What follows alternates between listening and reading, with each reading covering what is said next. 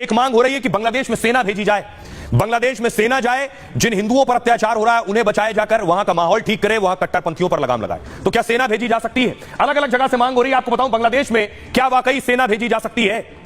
ममता बनर्जी ने प्रधानमंत्री मोदी से बड़ी मांग की कि बांग्लादेश में शांति सेना तैनात करने को कहा गया है। हिंदुओं को बचाने के लिए मोदी संयुक्त राष्ट्र से बात करें, यानी यूनाइटेड नेशन से बात करें और बांग्लादेश में तुरंत संयुक्त राष्ट्र शांति सेना भेजी जाए। संयुक्त राष्ट्र शांति सेना को ब्लू हेलमेट्स भी कहा जाता है। सबने ब्लू हेलमेट्स, ब्लू कैप लगाई हुई। इस सेना में कई देशों की फौज, पुलिस और नागरिक होते हैं। ये संयुक्त राष्ट्र की सेना होती है। संयुक्त राष्ट्र की सेना शांति स्थापित करने के लिए 79 साल से काम कर रही इस सेना में 81,000 जवान हैं। भारत के भी 6,000 सेना और पुलिस के जवान इसमें शामिल हैं। इस शांति सेना को खास ट्रेनिंग और खास निर्देश दिए जाते हैं। संयुक्त राष्ट्र में प्रस्ताव पास होने के बाद सेना भेजी जाती है।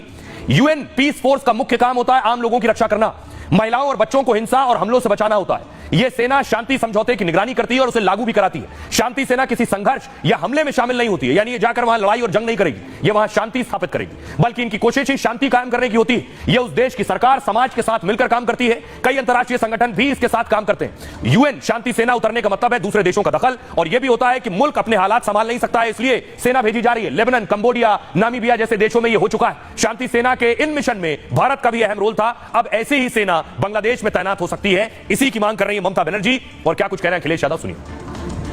अगर बांग्लादेश में ये सब चलता रहा तो हम अपने लोगों को वापस लेने के लिए राजी हैं। हम आधी रोटी खाकर रहेंगे, लेकिन खाने पीने की कोई कमी नहीं होगी। मैं संयुक्त राष्ट्र को बांग्लादेश में एक शांति स्थापना कमेटी भेजने का भी सुझाव देती हूँ।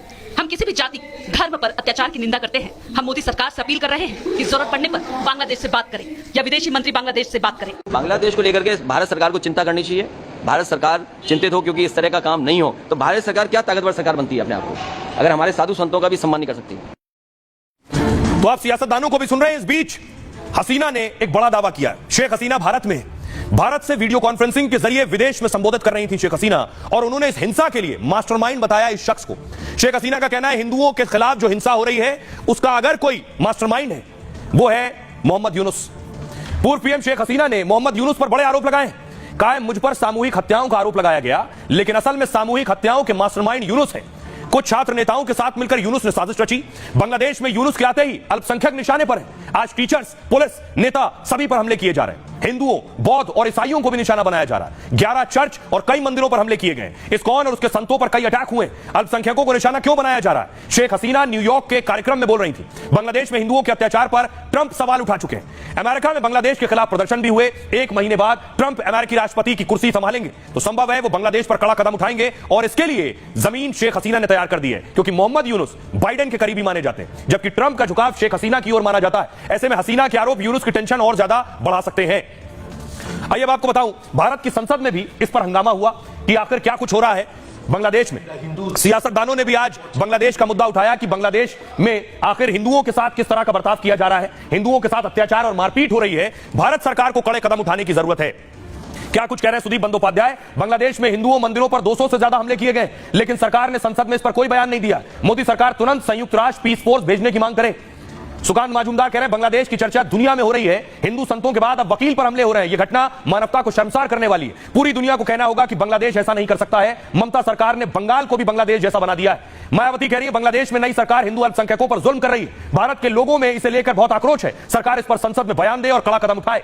शहनवाज हुसैन ने कहा जो भारत में अल्पसंख्यकों पर बड़ी बड़ी बातें करते हैं, जो फिलिस्तीन, गाजा और लेबनान के लिए आवाज उठाते हैं, बांग्लादेश में हिंदुओं पर हो रही ज्यादती पर वो खामोश हैं।